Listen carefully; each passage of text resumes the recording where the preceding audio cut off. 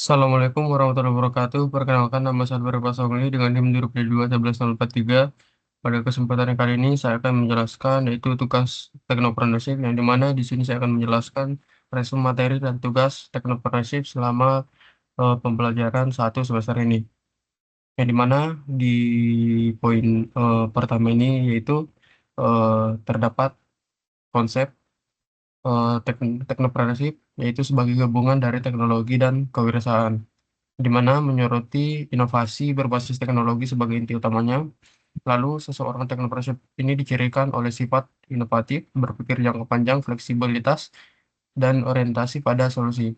Contoh tokoh sukses seperti Elon Musk dan Bill Gates menunjukkan bahwa bagaimana produk mereka seperti mobil listrik Tesla dan seperti operasi Microsoft mengubah dunia. Inovasi teknopreneurship memberikan dampak besar mulai dari efisiensi pekerjaan hingga keberlanjutan lingkungan. Lalu presentasi ini juga menekan peran penting teknopreneurship dalam menciptakan masa depan teknologi yang lebih maju.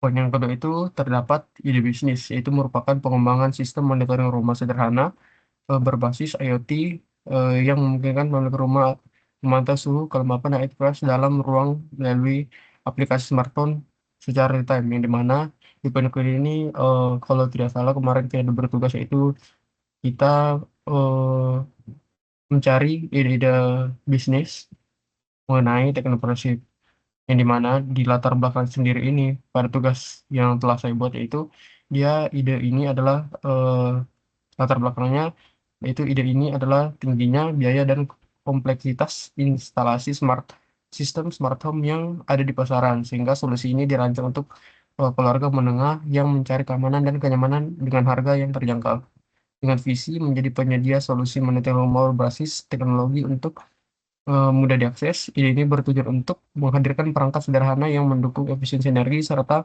memberikan rasa aman dan nyaman. Strategi bisnis melibatkan pemasaran online melalui media sosial dan marketplace, serta kolaborasi dengan toko elektronik lokal. Goalnya sendiri itu yaitu eh, produk ini produk ini adalah kemudahan per- eh, yaitu kemudahan instalasi lalu pengguna serta harga yang lebih murah dibandingkan dengan smart home lainnya. Meskipun memiliki fitur yang lebih terbatas, ya, walaupun eh, si ide bisnis saya yang dari tugas saya buat ini memiliki fitur yang lebih terbatas, eh, keunggulannya tersendiri itu eh, harganya itu lebih terjangkau atau murah. Lalu poin yang berikutnya itu ada strategi pemasaran dalam dunia, yaitu analisis STP, yang dimana STP ini yaitu segmenting, targeting, positioning, dan 7P, yaitu product, price, place, promotion, people, process, physical evidence.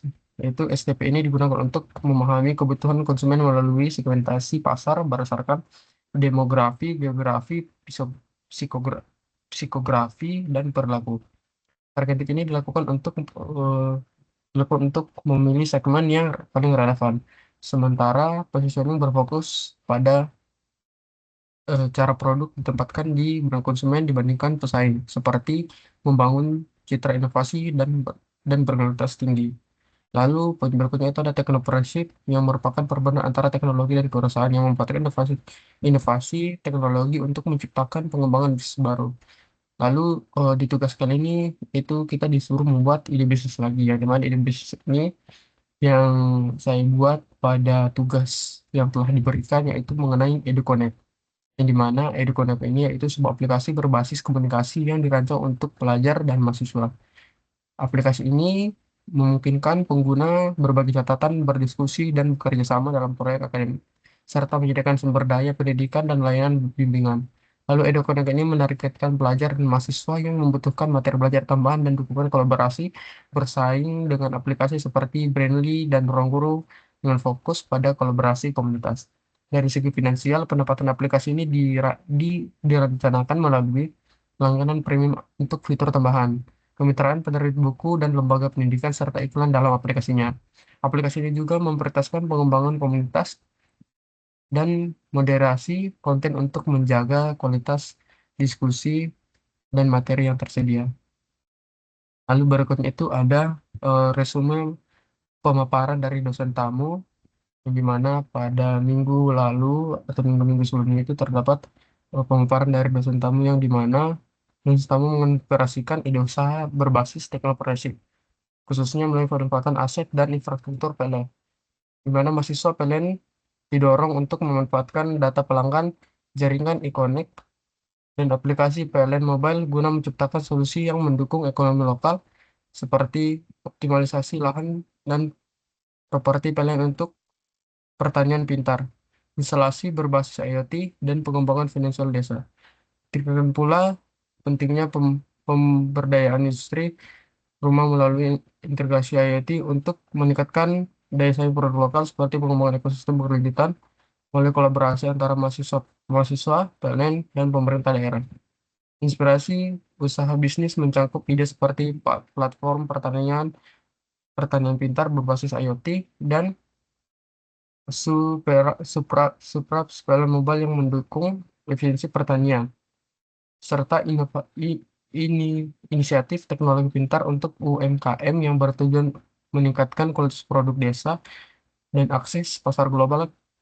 Kesuksesan model ini didasarkan pada langganan digital, munculan perangkat IoT, dan kemitraan pihak pemerintah untuk pendanaan. Lalu poin berikutnya itu ada tugas kelompok teknopreneurship yang membahas aspek keuangan dan rencana bisnis, yang dimana pendahulunya itu dia menjelaskan pentingnya aspek keuangan dalam memastikan keberlanjutan bisnis melalui proyeksi keuangan, kebutuhan modal, dan strategi pendanaan. Lalu elemen utamanya yang dibahas itu meliputi laba rugi, neraca proyeksi, arus kas, serta kebutuhan modal yang dapat dipenuhi melalui modal pribadi, pinjaman bank, investasi pihak ketiga, ataupun pendanaan berbasis ekuitas. Analisis resiko finansial juga dapat ditekankan dengan mengidentifikasi potensi resiko dan strategi mitigasi. Studi kasusnya itu tentang Tokopedia yang dimana menggambarkan bagaimana startup teknologi menghadapi tantangan finansial dengan mengikuti strategi pendanaan dari seed funding sehingga investasi besar dari SoftBank dan Sequoia Capital. Dana yang diperoleh digunakan untuk pengembangan platform, subsidi, merchant, merchant, dan ekspansi.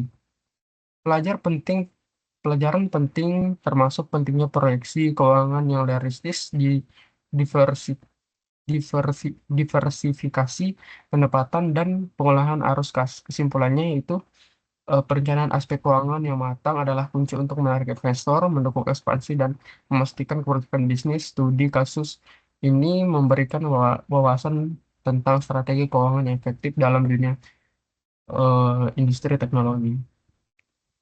Oke, mungkin sekian dari tugas teknopreneurship, yaitu tugas materi dan tugas resum materi dan tugas teknopreneurship yang mungkin dapat saya jelaskan.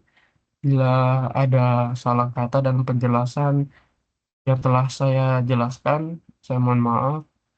Saya tutup. Wassalamualaikum warahmatullahi wabarakatuh.